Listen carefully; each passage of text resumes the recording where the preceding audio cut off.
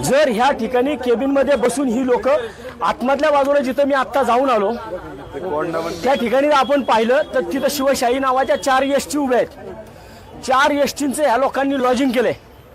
याचा अर्थ असा होतो की ह्याच नालायक लोकांच्या ह्या सुरक्षा कर्मचाऱ्यांच्या यांच्या अंडर ह्यांच्या उपस्थितीमध्ये इथं रोज बलात्कार होतात।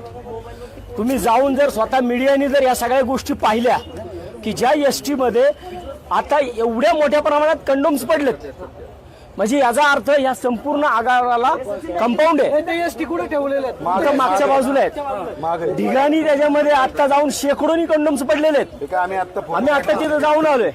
म्हणजे याचा अर्थ हा एक प्रकार इथं घडला, इथं रोज होतोय आणि ह्याच्यामध्ये ह्या लोकांचा हात आहे।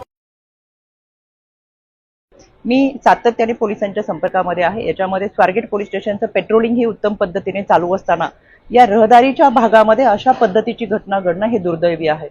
या घटनेचे सीसीटीव्ही फुटेज पाहिल्यानंतर लक्षात येतं संबंधित तरुणी ही आरोपीशी बऱ्याच वेळ बोलताना दिसतीये।